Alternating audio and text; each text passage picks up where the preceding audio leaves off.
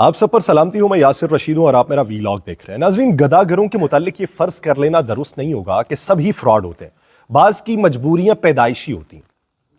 एक शख्स कहते हैं कि एक मासूम लड़का मासूम सूरत बनाए गले में तख्ती लटकाए हुए आया। तख्ती पे लिखा हुआ था कि मैं गूंगा और बहरा हूं, मेरी मदद कीजिए।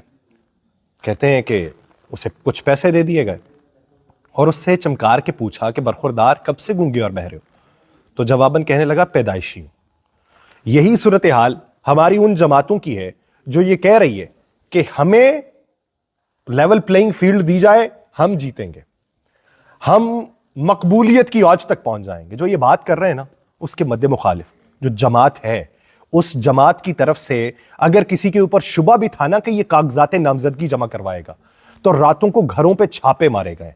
वो छापे किसकी ईमा पे मारे गए? ब्यूरोक्रेसी के अंदर आपकी अलैक्स अलैक है, आप लोगों के लोग हैं। ये माजी करीब के अंदर बड़े पैमाने पे जो उखाड़ पिछाड़ करके तब्दीलियां करवाई गई थी, वो आप ही के लोगों की तरफ से करवाई गई थी। ये आपकी हुकूमत के अंदर हुई है, बाद में आपकी ईमा के ऊपर हुई है, और बड़े पैमाने पे लोगों के घरों पे छापे मारे गए। अभी तो सिर्फ मिसाल के तौर पर मैं हूं और मैं कह दूं कि मैं पाकिस्तान मुस्लिम लीग नून की तरफ से इलेक्शन लड़ूंगा और पाकिस्तान मुस्लिम लीग नून ज़ेर-ए-अताब हो।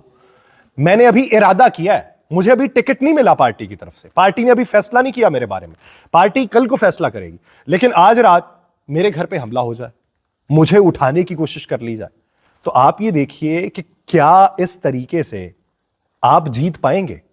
दूसरे को दबा के जीतने का हुनर हासिल करना, यह हुनर नहीं होता, यह कमजरफी होती है, यह डरपोकी होती है। जो डरपोकी आपके जिस्मों के अंदर सरायत कर चुकी है, जो आपके दिमागों के ऊपर हावी हो चुकी है, कि जिसकी वजह से आप रातों को घरों पर छापे मरवा रहे हैं, सुबह 4 बजे के करीब लोगों को उठाया जा रहा है और कुछ लोग घरों से रूपोश हो चुके हैं।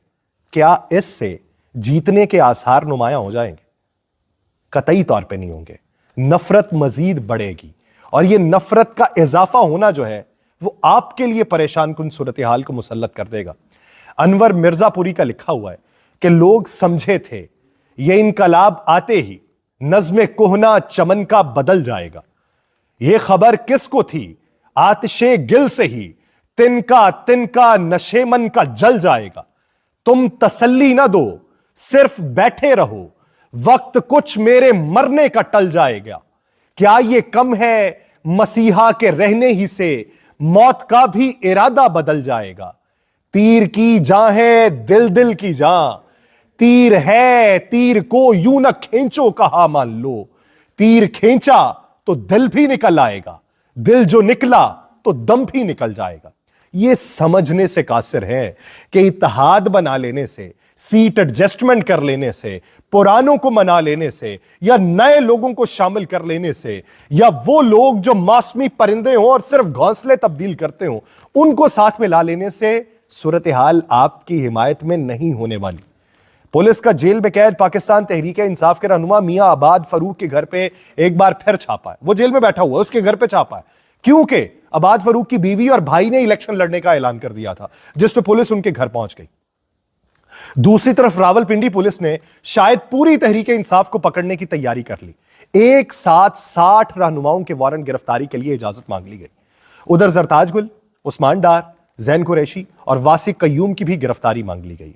क्या इस मंजरनामे में इस तरह घेरा तंग करके आप किसी एक के लिए मंजरनामा ऐसा बना पाएंगे कि उसके लिए वसअत दिखाई दे और उसे अपनी सियासी बसीरत के तहत आने वाले दिनों के अंदर कहीं ना कहीं पे अपना होल्ड दिखाई दे? तहरीक इंसाफ के टिकट होल्डर्स हैं, अभी सिर्फ उन्हें टिकट जारी किया गया NA 105 से। उसामा हमजा, उसको गिरफ्तार कर लिया गया सुबह 4:45 पे, घर का गेट तोड़ा गया, अंदर दाखिल हुए और उन्होंने गिरफ्तार कर लिया। अब इसमें वो जेल में बैठे हुए जो है, वो कहते हैं जी हम अपने कागजात नामजदगी जमा करवाएंगे। इस तरह का माहौल क्यों बनाया? जब आप ये समझ रहे हैं कि जो जेल में बैठा हुआ है वो नाअहल है, और जेल में जो अभी सजा याफ्ता नहीं है, जिनके ट्रायल चल रहे हैं, वो अभी तक नए ज़ाब्ता, चले आपने नया ज़ाब्ता इखलाक भी बना लिया और उसके तहत वो इलेक्शन नहीं लड़ सकते, तो आप उनके कागजात नामजदगी जमा होने दें, उस पर एतराज़ात लगने दें। एतराज़ात वो दूर नहीं कर पाएंगे तो रिजेक्ट कर दीजिएगा। दूसरी तरफ पाकिस्तान मुस्लिम लीग नून जो है, वो इस वक्त टिकट्स की तकसीम के हवाले से मुमकिना उम्मीदवारों के इंटरव्यूज में मसरूफ थी। किसी एक डिवीजन का इंतखाब करके वहां के उम्मीदवारों को इंटरव्यू के लिए मदऊ किया जा रहा है, जिन्होंने टिकट के लिए 1 लाख रुपए के साथ दरखास्त दी है।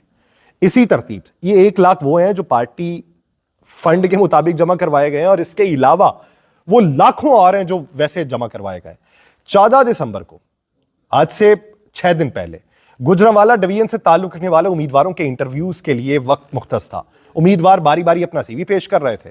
किसी ने बताया कि वो 1990 से मुस्लिम लीग नून के साथ है, किसी ने पार्टी के साथ वाबस्तगी के बाद कहा गया कि जबर की दास्तानें मेरे पास मौजूद हैं कि मैं ऐसे वक्त में पार्टी के साथ था जब हमारे ऊपर मुकदमात हो रहे थे, एंटी करप्शन के केसेस हम पे करवाए जा रहे थे, हमने तब भी पार्टी नहीं छोड़ी। तमाम उम्मीदवारों को पार्लिमानी बोर्ड ने एक मुकर्रा वक्त तफवीज़ किया ताकि वो अपना मुख्तसर तारुफ करवा सके, और मुकर्रा वक्त के इख्तिताम पर एक घंटी बजाई जाती थी। उम्मीदवारों के इंटरव्यूज के दौरान गुजरांवाला डिवीजन से पाकिस्तान मुस्लिम लीग नून के साबिक एमपी अशरफ अंसारी मौजूद थे। अशरफ अंसारी साहब वो हैं जिन्होंने पार्टी पर मुश्किल वक्त आया तो राहें जुदा कर ली थी। अपनी बारी आने पर उन्होंने पार्टी के साथ वाबस्तगी का हवाल बताने में 2 मिनट से ज्यादा वक्त ले लिया। तो साबिक विफाकी वज़ीर दाखिला पाकिस्तान मुस्लिम लीग पंजाब के सदर राना सनाउल्लाह ने जवाबन कहा कि आपकी बात हमने सुन ली, अब आप बैठ जाएं। लेकिन अशरफ अंसारी साहब नहीं बैठे, अपनी कहते रहे। दूसरी मरतबा उन्हें मरियम नवाज साहिबा ने टोका, लेकिन अशरफ अंसारी साहब फिर बाज नहीं आए, मुसलसल बोलते रहे। पार्लिमानी बोर्ड में इंटरव्यूज लेने वाले दूसरे रहनुमाओं ने भी अशरफ अंसारी से कहा कि आप बैठ जाएं, कायदीन ने आपकी बात सुन ली है। इस पर अशरफ अंसारी साहब गुस्से में आया और कहा है कि अगर आपने हमारी बात ही नहीं सुननी, अगर आपने हमें 1.5 मिनट के लिए यहाँ पे बुलाया हुआ है तो हमें फिर बुलाया ही क्यों है। उन्होंने कहा मैंने दरखास्त दी, पैसे भी जमा करवाए, अब हमारी बात तो सुन लें।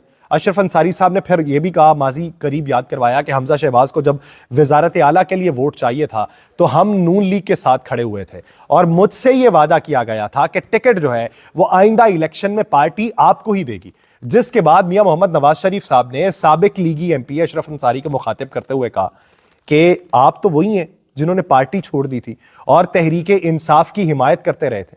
उन्होंने जवाबन ये कहा आप इस मीटिंग से निकल जाएं। वो खड़े हुए, उन्होंने कहा जी मैं कैसे निकल सकता हूं। वो जब उन्होंने इनकार किया तो मियां साहब ने गार्ड्स को मुखातिब करते हुए अशरफ अंसारी को कमरे से बाहर निकालने का कह दिया, जिस पे फिर अमल दरामद होते हुए गार्ड्स ने अशरफ अंसारी को बाकायदा तौर पे धक्के दिए और धक्के दे के कमरे से बाहर निकाला। जिसके बाद नवाज शरीफ साहब ने कहा कि ये शख्स एक तो पार्टी के साथ वफादार नहीं है और दूसरा बदनज़मी फैला रहा है। सब ने रोका कि बात करने दें, बात सुन ली है, लेकिन वो खामोश नहीं हो रहा था। अब इससे आप ये देखें कि वो लोग जो माजी करीब में पार्टी से अलहदा हो गए थे और फिर पार्टी की तरफ वापस आए, उन लोगों को तो झंडी हो रही है। अब वो लोग जिन्होंने पार्टी से वादे वईद करने के बाद अपोजिशन में बैठने का फैसला किया था और इस्तीफे ना देने का फैसला किया था, उनका मुस्तकबिल क्या होगा।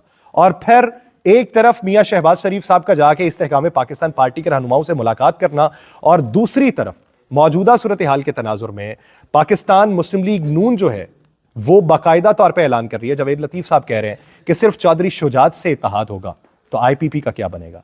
अभी ये ऊंट किसी करवट बैठता दिखाई नहीं दे रहा। मुझे दीजिए इजाजत, अल्लाह निगहबान।